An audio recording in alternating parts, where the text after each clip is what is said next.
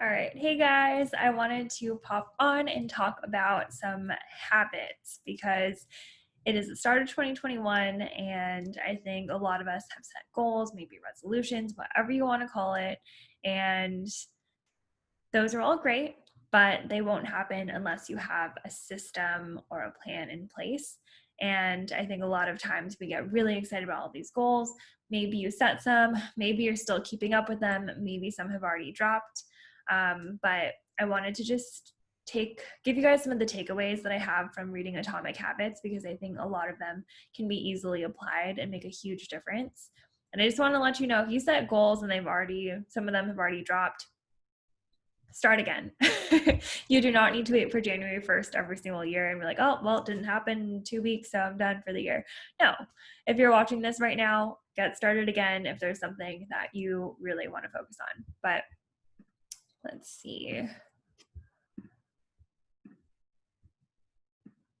Okay, so one of the main points that I wanted to bring up is that little habits add up over time. You may think that there are some things that are so small right now that really don't matter that much, but every decision you make is a step closer to who you're becoming. So all of these little habits that seem so small, they compound and they add up over time. Something that seems so small today can have a huge impact on where you're at 5 to 10 years from now.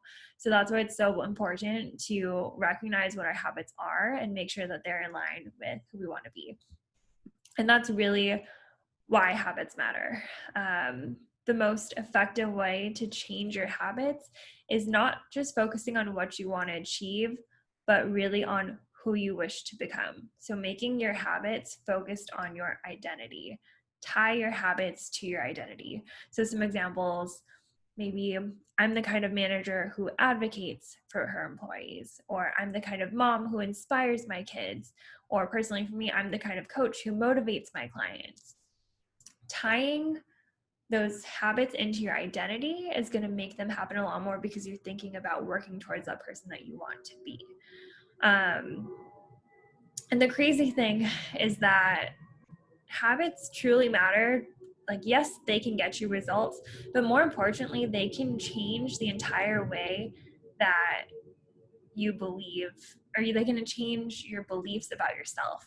So you may tell yourself that you can't do something because in the past, maybe you look back and you're like, well, because I haven't done X, Y, and Z, or because I've done X, Y, and Z, this won't happen for me. But the moment you change that mindset and you start focusing on the habits of that align with who you want to be, that can completely change what you believe about yourself. You can be someone who says, maybe you're someone who's like, oh, well, for example, I could never create videos for YouTube. I'm not that kind of person. And maybe because I believe that, I'm never going to do habits that fall in line with it. But I want to be a coach that inspires my clients and inspires other people. And here I am creating a video that may feel scary, but it's tied to that person that I want to be. So try to have your habits and goals be tied into your identity and the person that you want to become.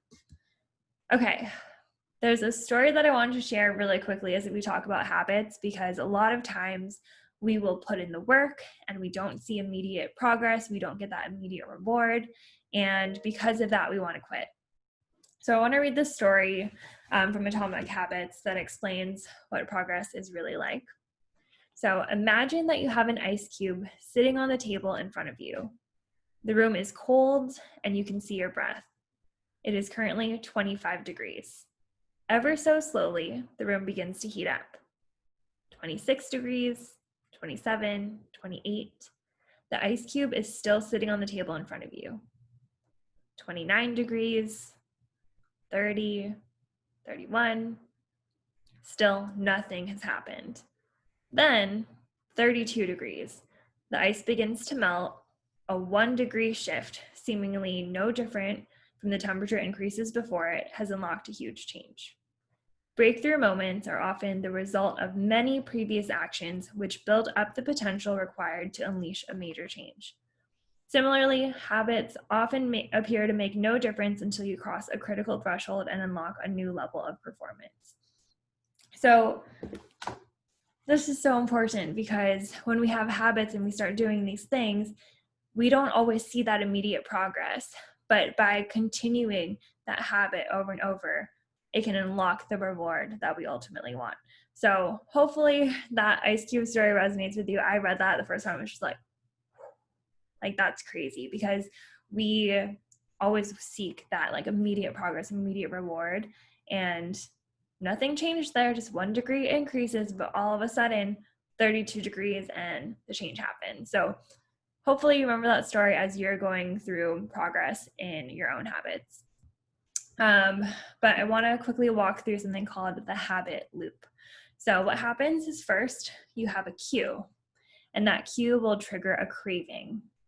And that craving then motivates a response, and then that response provides a reward. That is the habit loop. If you go through a habit and they go through all of those, they will continue on until that habit becomes automatic. But you have to repeat a habit enough times for it to actually truly become automatic. So how do you change your behavior today if that is not a habit that you're currently doing? You have to go through these 4 laws of behavior change. And this was something that I really, really loved from Atomic Habits. So the first law of behavior change is make it obvious. And as I go through these 4 laws, I'm going to just walk through a simple example of maybe someone whose initial goal started out as, I want to work out more, or I want to work out consistently. So first law of behavior change is to make it obvious. And there's a couple ways to do that, but I think honestly the best one is making it specific. So choosing a specific time and location for that habit. In this case of working out consistently, choosing a specific time and location to work out. So maybe that is saying, I will work out at 6 a.m. in my living room because it is COVID and we work out at home. Maybe later on, that is, I will work out at 6 a.m. at the gym, whatever it may be. So that is one way, is choosing a specific time and location and make it obvious. You want to have a cue. So putting that in your calendar, maybe having a reminder pop up at maybe 15 minutes before, or whatever it is, to cue you to do that action. So make it obvious. It also helps maybe if you redesign your environment, so you have, an obvious space to do that. If you lay out your workout area and you have the specific time, it'll happen. You can also do something called habit stacking, which is pairing a new habit with an old habit. So think of it, maybe you already wake up and your first thing is to go grab a cup of coffee, sit down and read some media. So if that's your current habit, you can add on to that and say, okay, once I grab my coffee and read through an article or whatever it may be, then I'm going to work out. So having one thing you currently already do to get the motion going and add on the new thing into kind of that flow that you already have going. And for me personally, what I did was I just created a morning routine. So you can stack habit on habit on habit. So now it's, okay, I wake up at 5 a.m. At 5:15, I have my pre-workout. Then I drink my pre-workout while I read for 30 minutes. Once I finish reading for 30 minutes, I work out, and then I go get ready, take a shower, and go into work. That may sound like a lot right now, but that's just stacking my habits upon each other, and it really helps to write it out when you're first going through building up these habits. So again, first law is to make it obvious. You can choose a specific time and location. You can stack a current habit with a new habit, and redesign your environment. Okay, second law of behavior change is to make it attractive. As humans, we like to kind of fit in with our tribe, so to speak. So if you are surrounded by people, sticking again with the example of working out consistently, if you're surrounded by people who don't work out, who don't value health, maybe tease you or give you a hard time about working out, or just question why you're doing it, it can be really hard because you'll want to then fit in because that's not their normal behavior.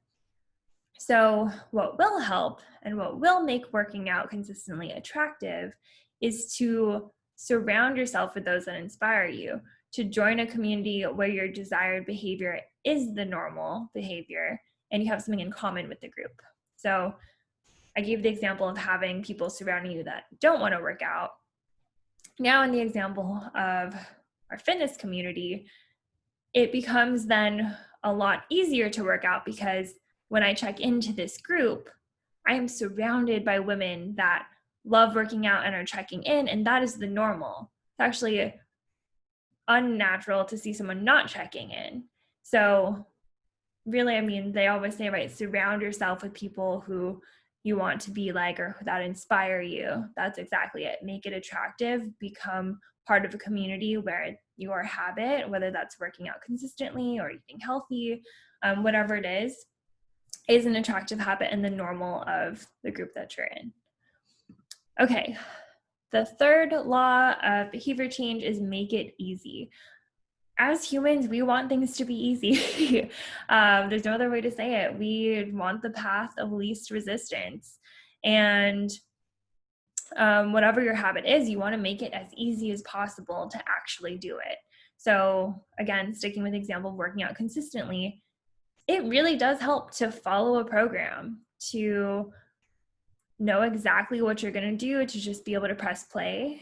Think about it the other way. If you are trying to search for workouts and you have no idea what you're going to do at the time you said you're going to work out, you can sit there searching for a workout, guessing what to do, and that adds friction. It makes it a little bit harder to get started because you're sitting there trying to make decisions, whereas if you're following a program, you can just go ahead and press play.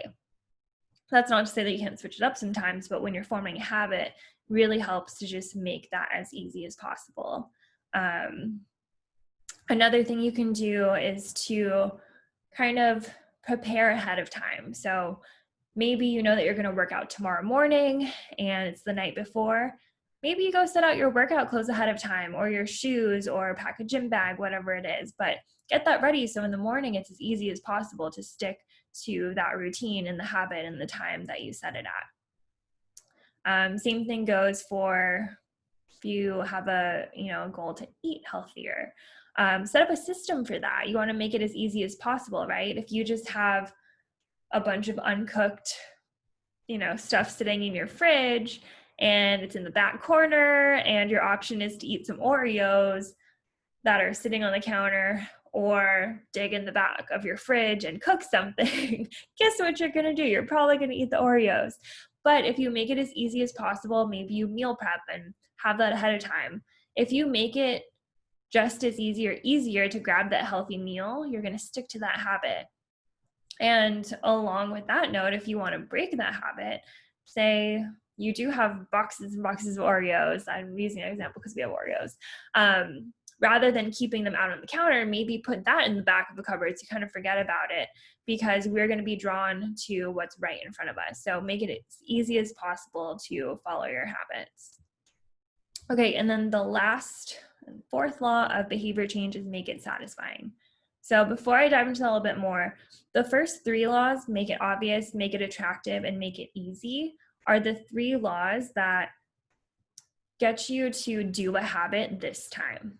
This fourth law, make it satisfying, is basically what increases the odds that you will repeat the habit next time. So we are more likely to repeat a behavior when the experience is satisfying for us.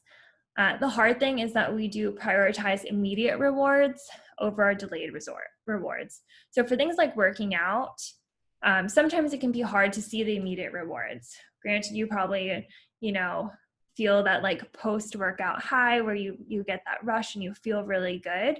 But sometimes if you in your mind are like, well, I have these physical goals, sometimes you don't see them right away. It's just like that ice cube. Like maybe you're working out, and 1 week in, you're like, I don't see results, so you want to quit. You can't. You have to find other ways to celebrate your small wins and continue that progress. So some things to do are to have a habit tracker, whether it's for working out or other habits that you have a habit tracker to show your progress, because progress is satisfying and it can be tracked in so many different ways. Even with health and fitness goals, there are so many ways of tracking your progress. I know that sometimes people like to start with weight. There are so many ways other than the scale to track your progress. You can track how you're feeling. You can write in a journal. You can track how many workouts you're doing. You can track the progress of if you're lifting heavier, if you're doing workouts that involve like speed, you can track your rounds, and you can measure your progress in so many different ways, but you do need to track that because that's what's going to help give you that immediate reward that you can see every single day.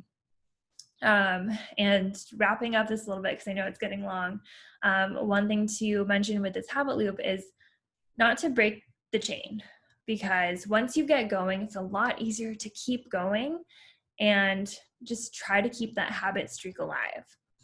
And one thing that the book mentioned was to never miss twice.